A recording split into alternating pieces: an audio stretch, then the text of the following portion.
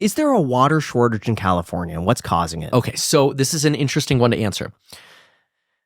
At any given moment in time, there is usually a water shortage. But of the amount of water that goes into California, there is a massive excess of water. That's because when the snow melts or when it rains off the Sierra Nevadas, the snow melts and the water comes down, or when it rains, most of it just washes into the ocean. This is why Donald Trump argues, oh, California is diverting all their water into the ocean. Well, not quite, Donald. The water naturally flows into the ocean because if you look at a topography map, we have a lot of mountains and it just makes sense. Water goes downhill and into the ocean. That's just the natural flow of it. So it's not California on purpose dumping it into the ocean. It just naturally all goes into the ocean. It follows the San Joaquin River, the Sacramento River. They come together in a delta and they just flush out into the ocean. That's just geography.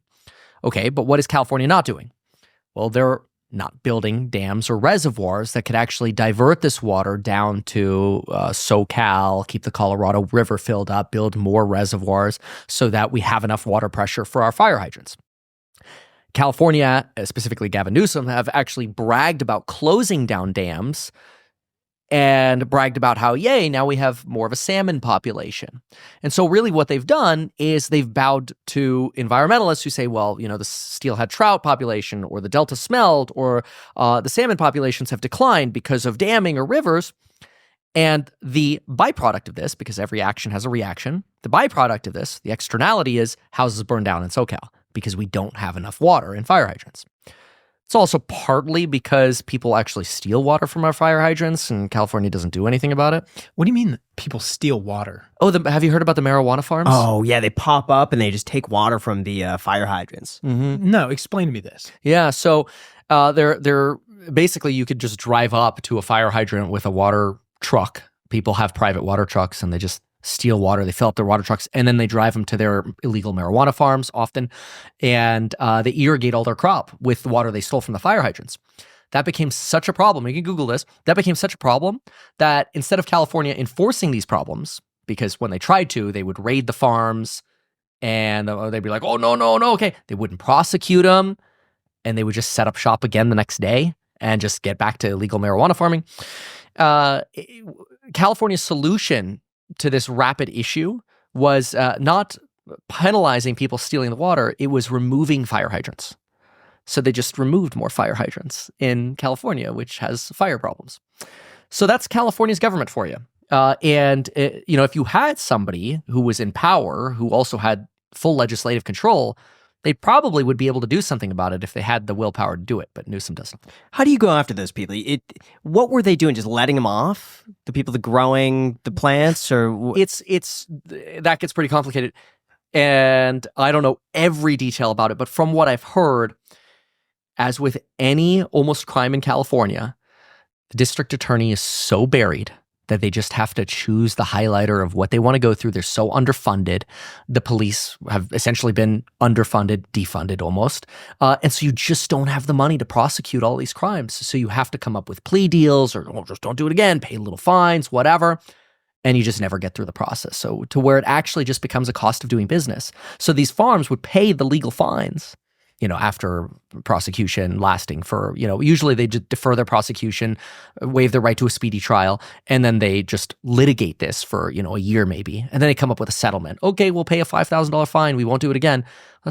If you're running an illegal marijuana farm, you're making a whole lot more than that. It's just a cost of doing business at that point. Why do you think California citizens are so divorced, let's say, like on the ballot, from the reality of their environment? Like as their environment continues to get worse. I mean, I grew up in Ventura, which is a California city. I mean, you live there. Graham grew up in California. Yeah. I have watched the state continue to get worse. Every single time I go back to visit Ventura and see my family, I'm so excited. I'm like, I love this. I love going back to visit Ventura. 2 times ago, I saw someone get, I'm going to bleep this out, and outside of a bar. Are you downtown serious? Ventura? Oh my saw gosh. it happen. Yeah. Right there. It was gang. Did you tell me about this? I don't know if I told you about it. You did not tell me about this. Yeah, well, I mean, I don't particularly love talking about it. It was pretty You saw it? Yeah, it was pretty gnarly. It was gnarly. Wow. Yeah. So, I mean, there was like a scuffle outside of a bar, and I think it was either it's most likely gang related behavior from a neighboring city. And yeah, you got one insertion right into his heart. Oh, Yeah. it's bad. And he was like a 24, 25-year-old guy. That's terrible. That's Yeah, It's so and- sad. You know, I don't feel safe out anymore No. in California either. No. Like I feel like, and then I do. I won't go outside without a gun sometimes because I'm just like, I don't feel safe in California anymore. Now I'm licensed, so it's okay. But it's gotten to that point. There is definitely a strong difference between what it was like when I grew up there and what it's like now. I'm continually, every single time I go back, I'm like, yikes. It's their approach on crime, I feel like. Oh yeah. Even it's because I got a camera in the back of one of my properties, which is facing the alley. Okay. The amount of things that I've seen back there.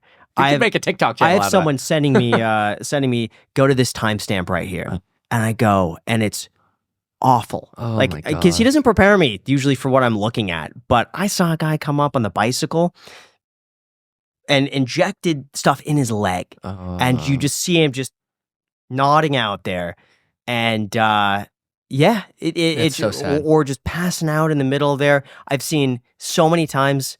Like urination, defecation on the camera. Syringe is also just on the ground Oh, sometimes. Like yeah. he'll be So sad. walking around and it just exists. So sad. Yeah. It's not being picked up. You don't know if that's infected with something, especially when you're walking on the beach. That's the scariest thing. When I'm walking on the sand, I'm like sand, going out yeah. surfing. Imagine just stepping on something A needle. and getting some sort of disease or God knows what. Yeah. HIV, Now- whatever. You know, that's terrible. Now I will say, police presence has stepped up, Recently. and that recently, Yeah. we had to make a call for something, and they came within like 2 minutes. Wow. Yeah. Yeah, I think Santa Monica's really trying because I think they've seen the devastation that happened, especially on 3rd Street Promenade. And there is also this shift away from the defund the police and progressive movement that we had during the COVID era, really. And this is happening around the world. I mean, you're seeing this with the AfD in Germany. You're seeing this in Canada. You know, Trudeau's now resigning, right? Who would have thought Trudeau was going to resign 3 or 4 years ago, right? So you're seeing this shift away from Democrat voting, basically, in part because of inflation, because of the lack of enforcement of crime, and to some extent, people have become very upset over prioritization of diversity, equity, and inclusion funds or priorities. Like, take LA County, for example, or the LA Fire Department.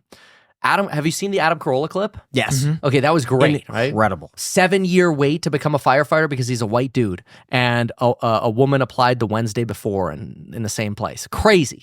This was obviously wrapping up his story on that, but basically, a lot of companies are now turning away from that. John Deere was one of the first. Meta just announced yesterday, maybe today, that they're ending their DEI program. Amazon's ending their DEI program. They're all getting rid of these DEI programs now because I think they're realizing, like Elon Musk says, that diversity, equity, and inclusion is not getting the best out of us. It's getting potentially inferior candidates into positions of being doctors or being leaders simply because either they're black or they're Hispanic or they're a woman, when potentially their scores are worse than others. Now, I talked to Lauren about this, and she's like, well, the reason they do this is because, if let's say you grew up underprivileged or you were discriminated against in an inner city or whatever as a young black person in a school that was underfunded, it's hard for you to compete with somebody who's going to a, prestigious high school in a very expensive area. So it makes sense why they do it. But the resolution we came to, which is the same one that I ran on when I ran for governor, is, well, then fix those schools. The problem is, how is that politically popular? To fund and make all the schools great and actually prioritize our funding for schools when it's going to take 20 years for those benefits to come out or longer. Yeah. You fix elementary schools in inner cities now or any underprivileged schools throughout the entire state. The politicians might not even be alive anymore who funded those schools and improved the schools of the state. So they don't care.